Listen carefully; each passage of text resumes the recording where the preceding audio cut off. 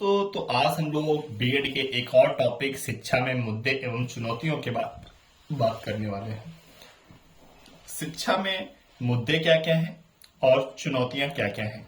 Issues and challenges in education. राष्ट्रीय एकता की क्या उद्देश्य है और राष्ट्रीय एकता होता क्या है, इसके बारे में समझेंगे दोस्तों।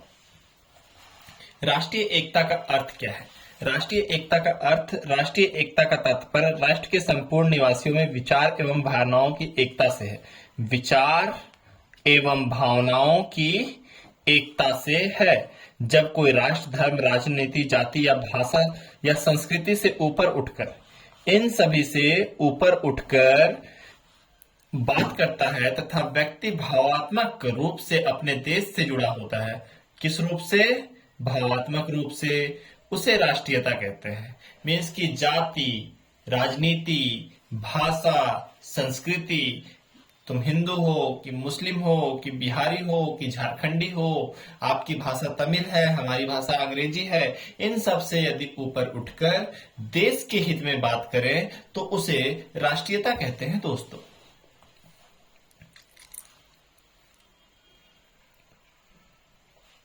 राष्ट्र के लिए व्यक्ति तथा व्यक्ति के लिए राष्ट्र अधिक महत्वपूर्ण होता है।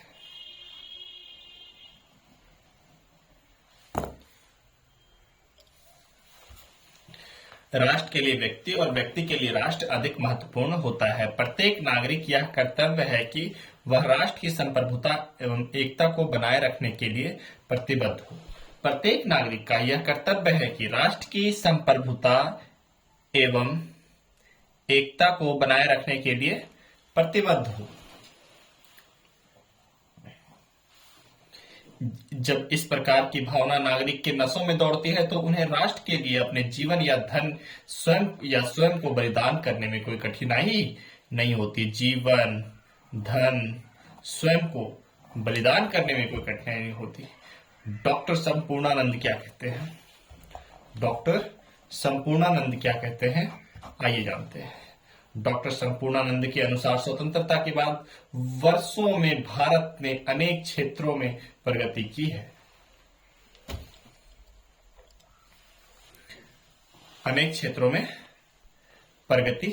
है, किंतु इन वर्षों में राष्ट्रीय जीवन की पृथकता प्रवृत्ति में उत्तरोत्तर वृद्धि हुई है। राष्ट्रीय जीवन में पृथकता की उत्तरोत्तर वृद्धि हुई है। ठीक है ना। डेरोथ थॉमसन के अनुसार राष्ट्रीय एकीकरण एक भावना है जो देश के नागरिकों को बांधती है। डेरोथ थॉमसन ने क्या बोला? राष्ट्रीय एकीकरण एक भावना है। राष्ट्रीय एकीकरण एक भावना है जो देश के नागरिकों को बांधती है। जो देश के नागरिकों को क्या करती है? बांधती है दोस्तों। राष्ट्रीय एकता के मार्ग में बाधाएं क्या क्या है? राष्ट्रीय एकता के मार्ग में बाधाएं जातिवाद है, दूसरा प्रांतीयता है, सांप्रदायिकता है, राजनीतिक दल है और विभिन्न भाषाएं हैं, आर्थिक भिन्नता है, नेतृत्व है और अनुचित शिक्षा है। शिक्षा अगर उचित हो जाए तो सभी क्या चाहेंगे? अपना विकास करना चाहेंगे। साथ ही साथ राष्ट्रीय एकता का भी बहुत ज्यादा क्या होगा? विकास होगा। राष्ट्रीय एकता स्थापित करने में शिक्षा का योगदान, दैनिक समूह सभा कार्यक्रम हो जाए या चाय के नुक्कड़ पे क्या हो जाए, 15 मिनट बहस हो जाए। सभी विद्यालयों का कार्यक्रम 15 मिनट की दैनिक सामूहिक सभा आरंभ होना चाहिए। राष्ट्रगान, नैतिक शिक्षा से हमारा राष्ट्रीय एकता स्थापित हो सकता है। राष्ट्रीय भाषा, राष्ट्रीय ध्वज, राष्ट्रगान का आदर करना बताना चाहिए। दैनिक महत्व जैसे प्राथमिक चयन करना चाहिए। राष्ट्रीय दिखाई पड़ती है। सप्ताह में एक दिन नियत किया जा सकता है। महापुरुषों के जन्मदिन का आयोजन के ऊपर करके इन सब से क्या होगा? राष्ट्रीय एकता का विकास होगा। राष्ट्रीय पर्वों का आयोजन करके जैसे 15 अगस्त हो गया, 26 जनवरी हो गया और विश्व या फिर राष्ट्रीय वातावरण दिवस, राष्ट्रीय प्रदूषण दिवस, राष्ट्रीय गांधी जयंती, ये सभी क्या है? अपने राष्ट्रीय पर्व है। विद्वानों का व्याख्यानों का आयोजन करके विद्वान क्या क्या व्याख्यान करके चले गए, इन सभी का आयोजन करके भी हम लोग राष्ट्रीय एकता को एक कर सकते हैं दोस्तों। धार्मिक उत्सवों का आयोजन, धार्मिक उत्सवों का आयोजन क्या होता है? दीपावली हो या फिर होली हो या ईद हो, गुरु पर्व हो, क्रिसमस हो, सभी धार्मिक त्योहारों का आयोजन किया जाना चाहिए जिसमें सभी छात्र भाग लें। इन छात्रों को बताया जाना चाहिए कि ये त्योहार किसी धर्म विशेष का ना होकर प्रत्येक भारतीय वासी का है। छात्रों को सिखाया जाना चाहिए कि एक दूसरे के त्योहारों को पूरे मन उल्लास के साथ मनाना चाहिए ताकि देश का आनंद सौहार्द का वातावरण बना रहे, त्योहार पूरे मनोयोग से मना सके। प्रतियोगिताओं का आयोजन करना चाहिए। वाद विवाद, पठन पत्र पठन, निबंध, नाटक, अन्य साहित्यकार सांस्कृतिक प्रतियोगिताओं का आयोजन होना चाहिए जिससे छात्रों में राष्ट्रीय एकता की भावना का विकास हो सके। समझ रहे हैं ना चीजों को। प्रदर्शनी का आयोजन, प्रदर्शनियों का आयोजन का मतलब क्या होना चाहिए? विद्यालय में समय समय पर प्रदर्शनियों का आयोजन किया जाना चाहिए। इनसे राष्ट्र की सभ्यता, संस्कृति, झांकी प्रस्तुत किया जाना चाहिए। जैसे 26 जनवरी में झांकी निकलेगा, ठीक है ना, प्रस्तुत किया जाना चाहिए जिससे राष्ट्रीय गौरव के भाव पैदा हो सके। राष्ट्रीय स्तर पर शिक्षकों का आदान प्रदान, राष्ट्रीय स्तर पर शिक्षकों का आदान प्रदान प्राथमिक विद्यालय, माध्यमिक विद्यालय, विश्वविद्यालय के स्तर पर आदान प्रदान किया जाना चाहिए। विभिन्न भाषी क्षेत्रों, जाति, धर्म, संप्रदाय एक स्थान से दूसरे स्थान पर जाएंगे तो एक विषय जानकारी प्राप्त करेंगे और उनको समझने का प्रयत्न करेंगे। इससे विभिन्न संस्कृति का तालमेल होगा, राष्ट्रीय एकता को बढ़ावा मिलेगा। अंतरराज्यीय खेलकूद, सांस्कृतिक कार्यक्रमों का आयोजन होना चाहिए, इससे राष्ट्रीय एकता को बढ़ावा मिलेगा। अंतरराज्यीय शिविर का आयोजन होना चाहिए। अंतरराज्यीय शिविरों का विभिन्न राज्यों के शिक्षक शिक्षार्थी सम्मिलित होंगे तो उनके विभिन्न राज्यों के प्रादेशिक रहन सहन, खान पान, वेशभूषा, लोक संगीत, लोक नृत्य विषयों की जानकारी निश्चित रूप से शिविर में आयोजन करने वालों को मिलेगी। रेडियो और दूरदर्शन का प्रयोग, रेडियो और दूरदर्शन का प्रयोग क्या बोलता है दोस्तों? रेडियो और दूरदर्शन का पर राष्ट्र की एकता का विकसित करने वाला भारतीय संस्कृति की झांकी प्रस्तुत करने का कार्यक्रम प्रसारण किया जाना चाहिए। इनके युग वैसे भी मीडिया की भूमिका के संदर्भ में विशेष महत्व रखती है। आज के युग में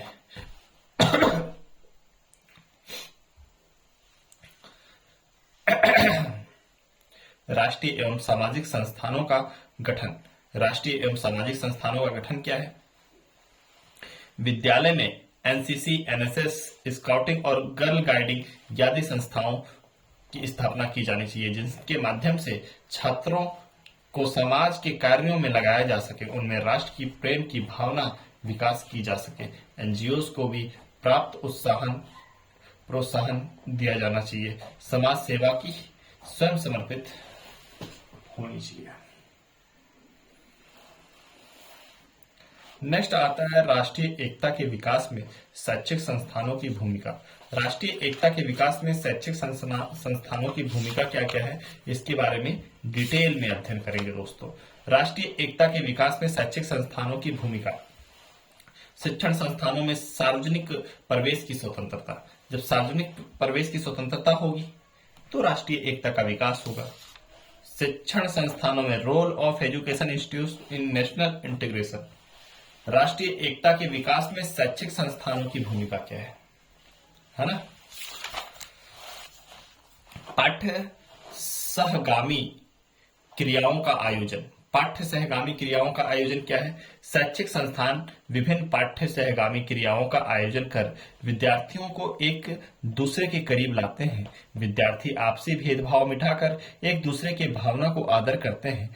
पाठ्य सहगामी विभिन्न क्षेत्र, धर्म, भाषा से संबंधित विद्यार्थी एक मंच पर एकत्रित होते हैं, धर्म जाति की क्षेत्रीयता की भावना मिटाकर राष्ट्रीय एकीकरण की भावना को विकास करते हैं। सर्वधर्म योग्य निपुण शिक्षक की नियुक्ति, सर्वधर्म योग्य निपुण शिक्षक की नियुक्ति, शिक्षकों एवं विद्यार्थियों का स्थानांतरण करते रहना, इससे राष्ट्रीय एकता क्या क्या होगा, विकास होगा। राष्ट्रीय एकता के विकास में शिक्षकों की भूमिका, विद्यार्थी में सहयोग की भावना का विकास करना, विद्यार्थी में क्या करना, सहयोग की भावना का विकास करना, विद्यार्थियों को उत्तम नागरिक बनाकर, इसमें राष्ट्रीय एकता को स्थापित करने के लिए शिक्षक की भूमिका क्या हो सकती है, विद्यार्थियों में सहयोग की भावना, जब विद्यार्थी में आपसे सहयोग की भावना होगी तो राष्ट्र का विकास होगा। उत्तम नागरिक बनाकर राष्ट्रीय भाषा संस्कृति एवं धर्म के प्रति उदारता की भावना का विकास करना, विद्यार्थियों में जाति धर्म लिंग क्षेत्रीयता की भावना को समाप्त करना। ठीक है, अब अंतरराष्ट्रीयता की बात करें। अंतरराष्ट्रीयता भी बहुत इजी है, फिर उदारीकरण निजीकरण वैश्वीकरण, फिर ये यूनिट हो जाएगा अपना समाप्त। फिर सोशल मीडिया थोड़ा बहुत है वो देख लिया जाएगा, फिर इसमें कुछ पढ़ने लायक है नहीं। फिर हम लोग फोर्थ यूनिट की बात करेंगे डिटेल में। फोर्थ यूनिट में क्या है, विविधता संविधान, इन दोनों को अच्छे से पढ़ लिया तो आपके समझ लीजिए क्वेश्चंस हो जाएंगे, क्योंकि 5 क्वेश्चन इनसे और इनसे बनेगा। ठीक है, 5 क्वेश्चन इनसे बनेगा, तो 10 क्वेश्चन जब हो जाएंगे तो इसका मतलब क्या समझ रहे हो कि 2.5 तो बनेगा नहीं। हो सकता है कि यहां से 3 क्वेश्चन आ जाए, यहां से 2 क्वेश्चन आ जाए, यहां से 3 क्वेश्चन आ जाए, यहां से 2 क्वेश्चन आ जाए, तो 2 से 3 यहां से होगा, 2 से 3 यहां से होगा, और 2 to 3 यहां भी, 2 to 3 यहां भी, ऐसा कुछ होने वाला है सीक्वेंस। तो टोटल 10 क्वेश्चंस होंगे, आपको 5 करने होंगे, और 5 करके आप 80 मार्क्स कवर कर सकते हैं दोस्तों। अंतरराष्ट्रीयता क्या होता है, अंतरराष्ट्रीयता विश्व बंधु एवं विश्व मैत्री जैसी महान एवं श्रेष्ठतम भावनाओं पर आधारित है। मानव मात्र का कल्याण, प्राणी मात्र पर समान दृष्टि रहे, विश्व भर में राष्ट्रों की पारस्परिक भिन्नता, उनमें आपसी भाईचारे का संबंध हो एवं समस्त धरती ही एक कुटुंब के समान प्रतीत हो, इसी को राष्ट्रीयता कहते हैं। समस्त धरती,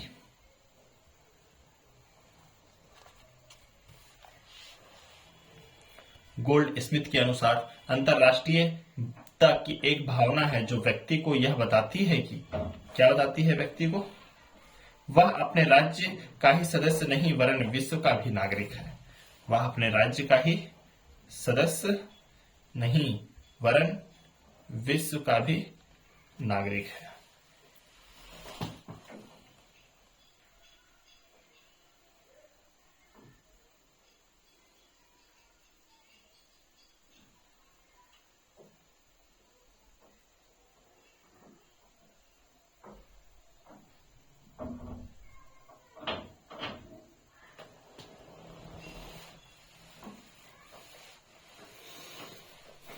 गोल्ड स्मिथ ने बताया था ये चीज। अंतरराष्ट्रीयता के लिए शिक्षा का उद्देश्य, अंतरराष्ट्रीयता के लिए क्या होना चाहिए, शिक्षा का उद्देश्य। सामान्य उद्देश्य क्या, बालकों का विश्व नागरिकता के लिए तैयार किया जाए, बालकों में स्वतंत्र विचार भाषण लेखन योग्यता का विकास किया जाए, विश्व समाज के निर्माण सहायक मूल्यों आदर्शों उद्देश्यों को और विश्वास को रखने की शिक्षा दी जाए। ये सभी साधन क्या हैं अपने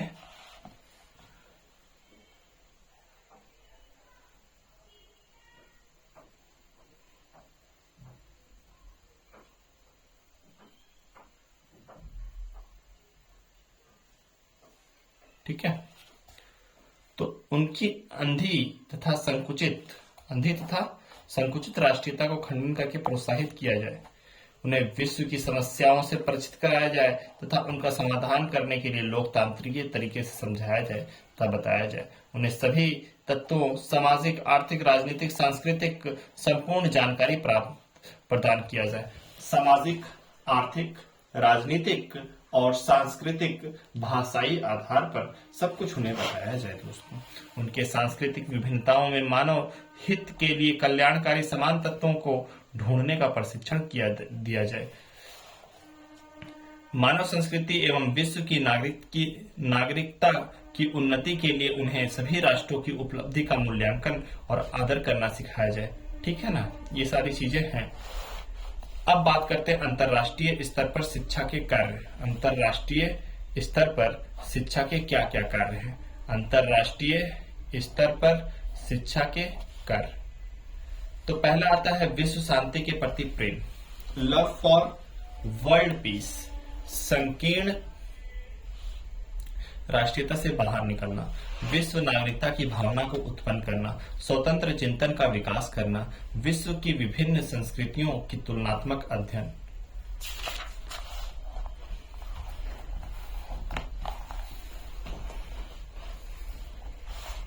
अंतर्राष्ट्रीय सद्भावना के विकास की आवश्यकता, मानव जाति मूल्य एक है। मानव जाति का क्या है?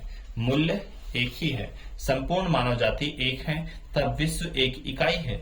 विश्व एक इकाई है। यदि रूप, रंग, जाति, धर्म, ढंग आदि के रूप में विश्व के सभी देश एक दूसरे से भिन्न हैं, परंतु फिर भी सबकी मानवीय आत्मा एक है। जैसे उदारता एवं सहानुभूति, उदारता एवं सहानुभूति यादि गुण मात्र भारतीयों के ही नहीं अपितु संपूर्ण विश्व के लोगों के हैं। अतः शिक्षा के माध्यम से बालकों के इन गुणों को प्राप्ति करने के लिए प्रोत्साहित किया जाना चाहिए, प्रोत्साहन का कार्य करना चाहिए। इससे उनमें राष्ट्रीय भावना का विकास हो पाएगा और ये समस्त मानव जाति के जाति प्रेम की सहानुभूति सीख पाएंगे। मात्र राष्ट्रीयता से मानव कल्याण असंभव। मात्र राष्ट्रीयता, अगर राष्ट्र की बात करें तो मानव कल्याण नहीं हो पाएगा। वैज्ञानिक तकनीकी का विकास, राष्ट्रों का पारस्परिक निर्भरता, राष्ट्रों का एक दूसरे के ऊपर निर्भर है और जब से ग्लोबलाइजेशन आया तब से और भी ज्यादा निर्भर हो गया। नेक्स्ट आता है अंतर्राष्ट्रीयता के विकास का एकमात्र साधन शिक्षा है। अंतर्राष्ट्रीयता के विकास का एकमात्र साधन शिक्षा है। शिक्षा द्वारा ही सभी को एक किया जा सकता है। उदारीकरण, निजीकरण और वैश्वीकरण, इन सब का लाभ और हानि की बात की जाएगी दोस्तों। लाभ क्या क्या है, हानि क्या क्या है, डिटेल में बात करने वाले हैं। उदारीकरण क्या होता है? 1980 के पास जब राजीव गांधी के शासनकाल में ही हो गया था। 1980 का समय था और राजीव गांधी अपना प्रधानमंत्री हुआ करते थे। उदारीकरण की संकल्पना की शुरुआत तो 1980 के आसपास ही हो गई थी, जब बहुत से उद्योग धंधों तथा व्यापार प्रतिबंध समाप्त शुरू हो गए थे। मगर 1990 के दशक में उदारीकरण का नया नाम देकर शुरुआत की गई।